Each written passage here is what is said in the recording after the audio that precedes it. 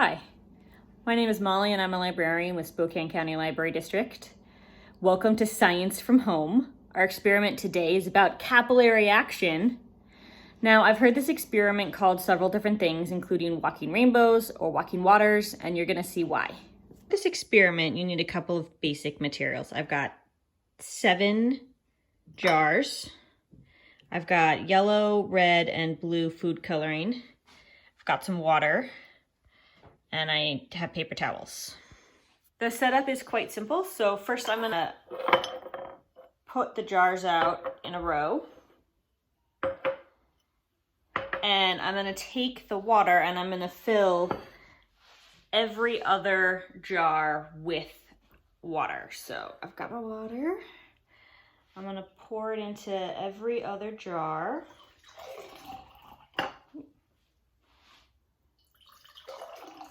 I'm making a mess, but that's what happens in science. In science, we make messes, and then I've got the last one here. So every other jar has water. So now that I have the water, I'm gonna add the food coloring. So in the first one with water, I'm gonna add some red food coloring. Just a couple drops. And then my next jar is empty.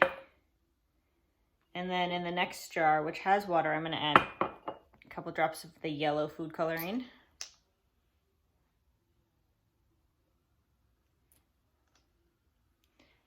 Then I have an empty jar. My next jar of water, I'm gonna add blue.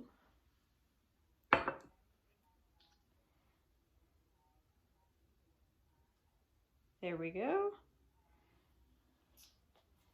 And finally, in the last jar of water, I'm gonna end how I started, which was with red food coloring. So here we have the red, yellow, blue, and then red again jars of color. And I'm gonna give those a stir. Once you have the jars of color, we need our paper towels. You're gonna need 6 different paper towels and we're gonna fold them. I'm gonna fold mine, we wanna make them a little bit smaller, so I'm folding them hot dog style and then hot dog again. So I'm gonna do that to all 6 of the paper towels.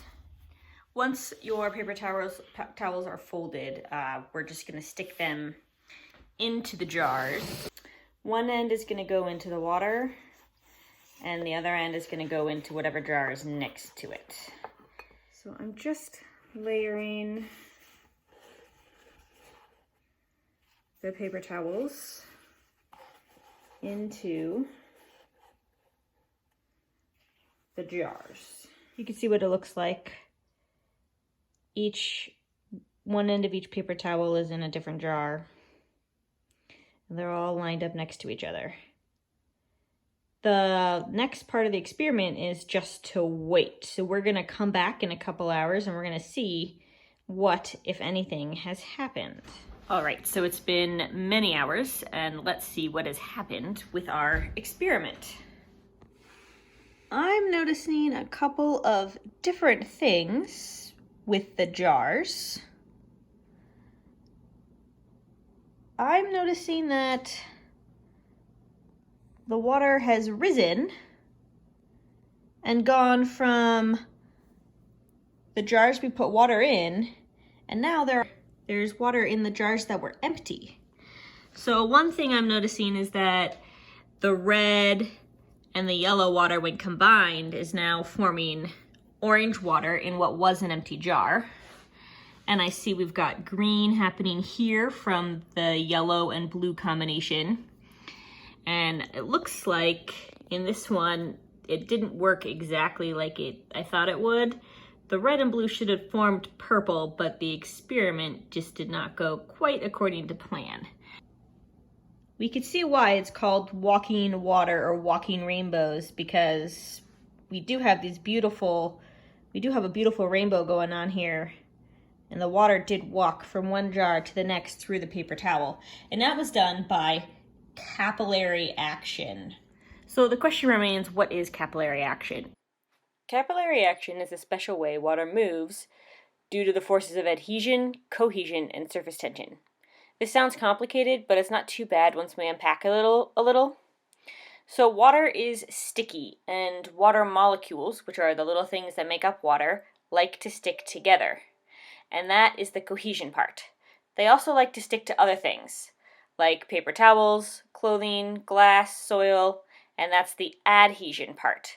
Because water likes to stick to itself and to other surfaces, this allows water to climb. It climbed our paper towels here.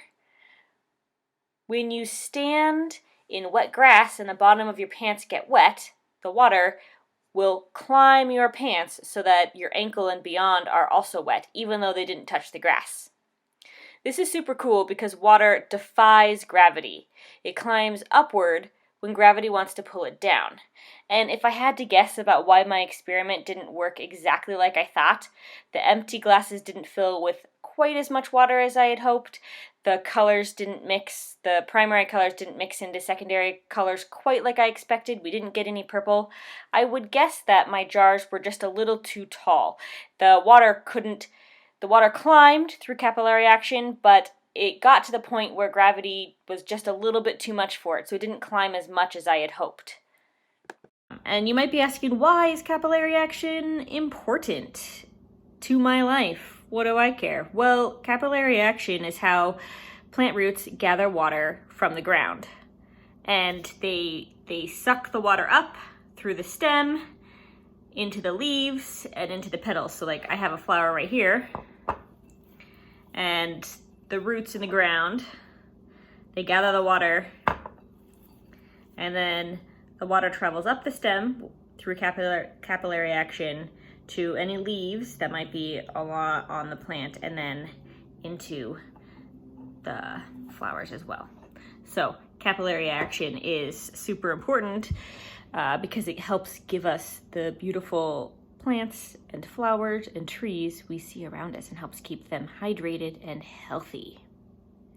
So if you want to expand on this experiment, you can definitely try it with just a cup of colored water and some leafy celery or some leafy lettuce, and you can see it actually working inside a plant itself. Pretty cool stuff. So thank you for joining us, or joining me, with Science from Home, and we'll see you next time.